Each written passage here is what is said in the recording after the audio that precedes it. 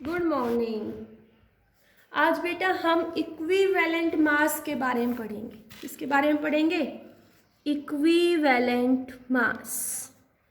Okay, equivalent mass is also known as chemical equivalent.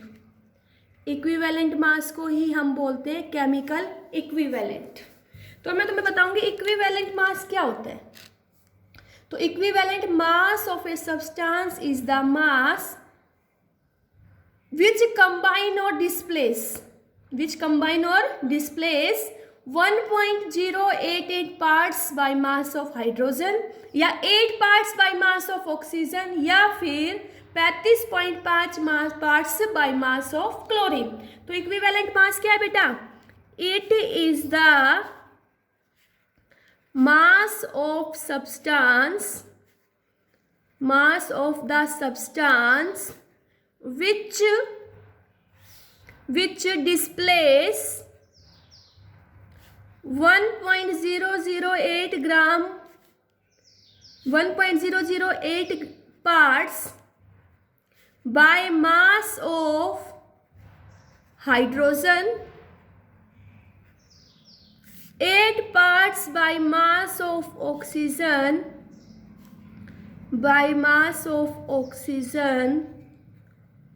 35.5 parts by mass of chlorine and 108 parts by mass of silver. ठीक है, तो मैंने तुम्हें बताया equivalent mass क्या है। ये मास है किसी भी सब्सटेंस का।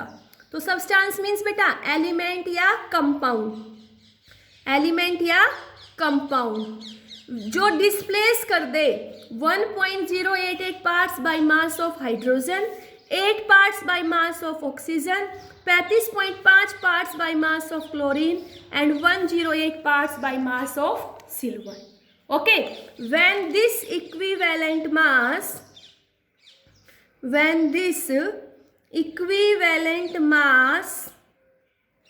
is expressed in gram।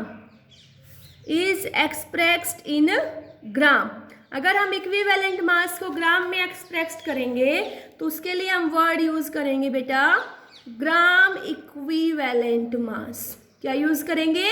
Gram equivalent mass. Okay, जैसे मैं तुमसे ये कहूं कि equivalent mass of sodium is 23।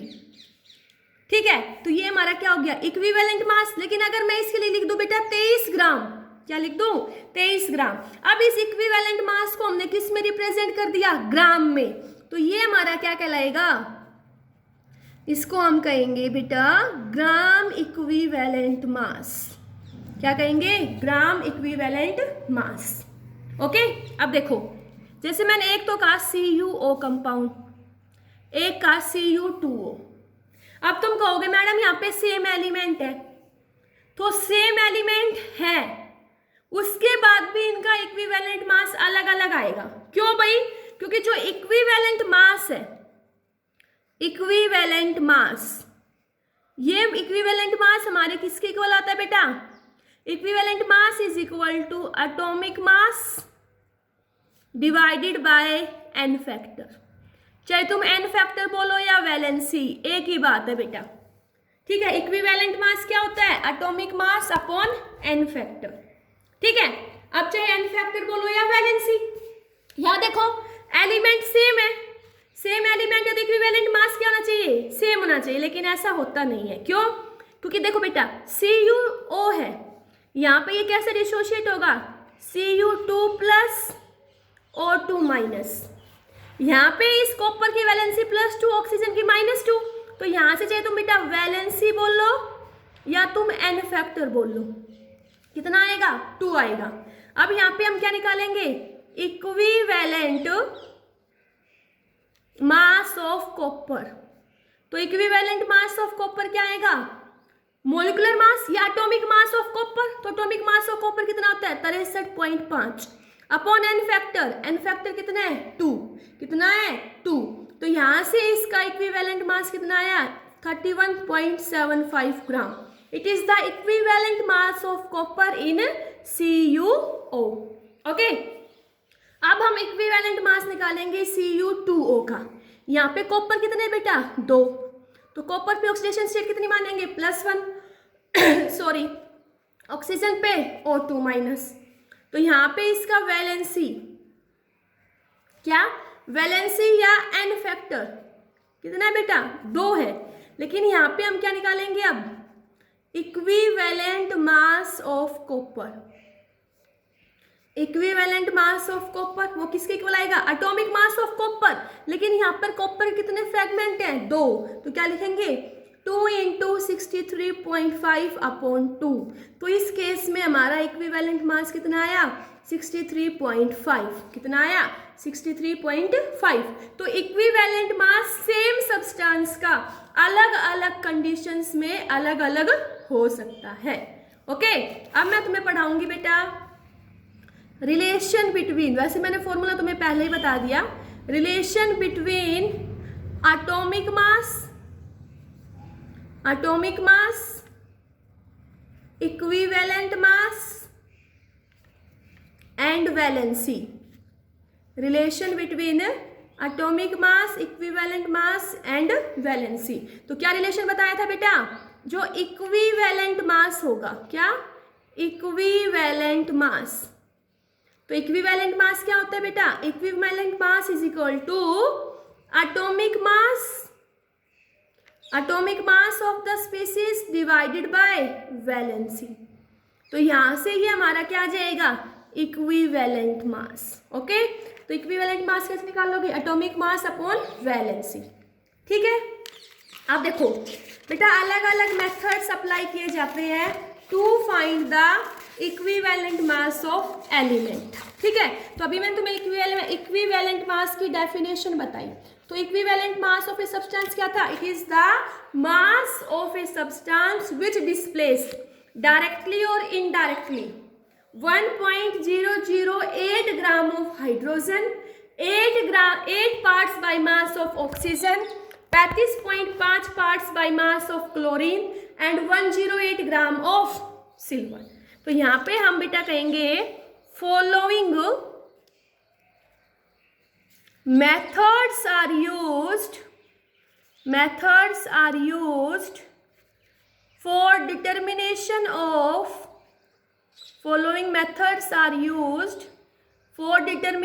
of equivalent mass. Equivalent mass निकालने के लिए अलग अलग मेथड्स यूज किए जाते हैं। फर्स्ट हम पढ़ेंगे बेटा हाइड्रोजन डिस्प्लेसमेंट मेथड।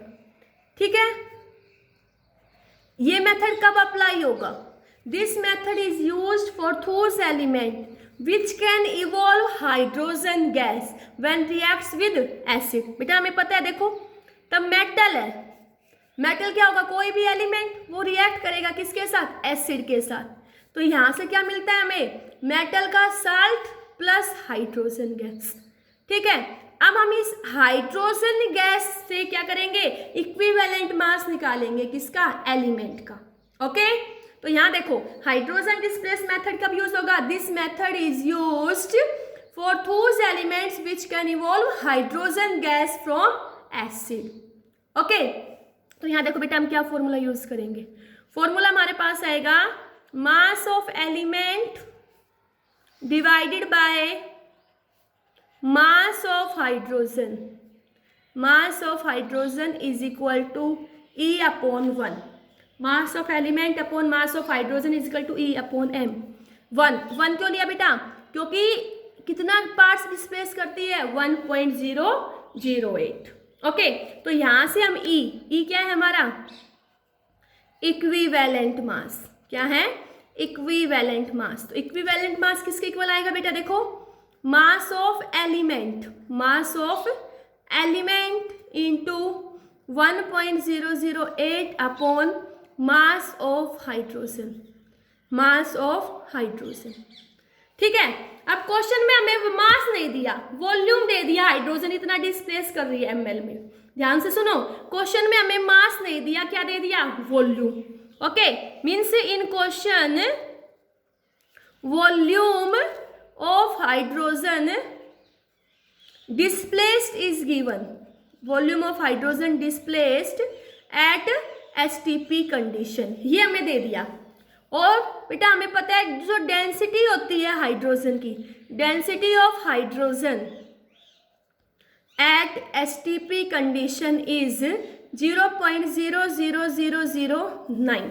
अब बेटा हमें मास नहीं दे रखा, वॉल्यूम दे रखा, डेंसिटी हमें पता है। तो यहां से हमें फॉर्मूला पता है, डेंसिटी का फॉर्मूला क्या था, density is equal to mass upon volume.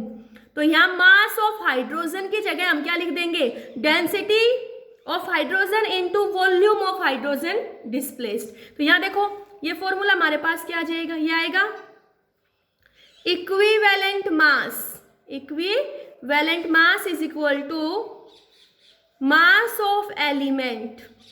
अब मास ऑफ हाइड्रोजन की जगह क्या आ जाएगा बेटा, यहाँ पे आएगा वॉल्यूम, किसमें, ml of hydrogen displaced at STP into density of hydrogen कितनी है, 0.009। आ गया, ओके, क्लियर हुआ ना, ये मल्टीप्लाई बाय 1.008। अब 1.008 को 0.00009 से डिवाइड करेंगे, तो यहां से देखो बेटा हमारे पास फॉर्मूला क्या आ जाएगा, equivalent mass is equal to mass of element. बेटा 1.008 को 0.00009 से हमने डिवाइड किया, तो ये हमारे पास आया बेटा 11200 upon volume in ml of hydrogen displaced कब, एट एसटीपी। तो ये हमारे पास फॉर्मूला आ गया। अगर बेटा क्वेश्चन में तुम्हें डायरेक्ट दे दें, मास ऑफ एलिमेंट दे दिया, मास ऑफ हाइड्रोजन और इक्विवेलेंट मास निकालना है, तो हम ये फॉर्मूला यूज कर लेंगे। लेकिन अगर तुम्हें किसी भी गैस का वॉल्यूम दे दे एसटीपी पे, वॉल्यूम ऑफ हाइड्रोजन गैस दे दे एसटीपी पे, तो तुम क्या फॉर्मूला यूज करोगे, equivalent mass is equal to mass of element into 11200 upon volume in ml of hydrogen displaced. ठीक है बेटा, देखो मैं इसमें तुम्हें एक न्यूमेरिकल करवाती हूँ। मैंने तुम्हें कहा 0.218 gram of metal, 0.218 gram of metal reacts with dilute HCl completely, dilute HCl completely and displaced 1.97 into 10 की power 4 metre cube of hydrogen gas at STP.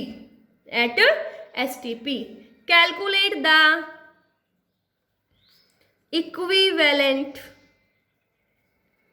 Mass of metal का क्या निकालना है, equivalent mass.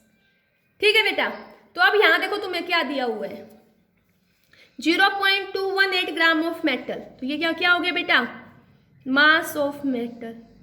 Mass of metal कितना है, 0.218 ग्राम, 0.218 ग्राम। And displace, तो ये क्या हो गया, volume of hydrogen at STP कितना दिया बेटा, 1.97 इंटू 10 की पावर -4 मीटर क्यूब को बेटा किस में कन्वर्ट करेंगे, ml में। तो क्या कर देंगे बेटा, 10 की पावर 6 से multiply.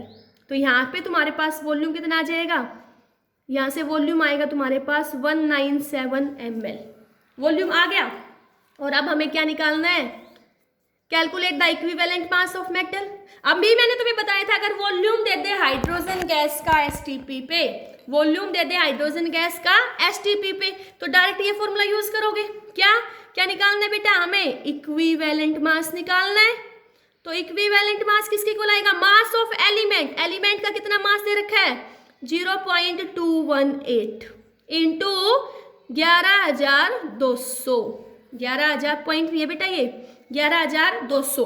Volume in ml of hydrogen displaced, कितने हाइड्रोजन को डिस्प्लेस कर रहा है? 197। तो यहां से क्या निकाल लोगे तुम? यहां से निकाल लोगे तुम equivalent mass of metal.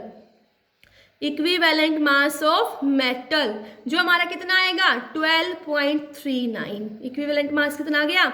12.39। Okay बेटा, देखो मैंने क्या बताया, इक्विवेलेंट मास क्या था? It is the mass of an element which can displace 1.008 gram of parts of hydrogen, 8 parts by mass of oxygen, 35.5 parts by mass of chlorine and 108 parts by mass of silver.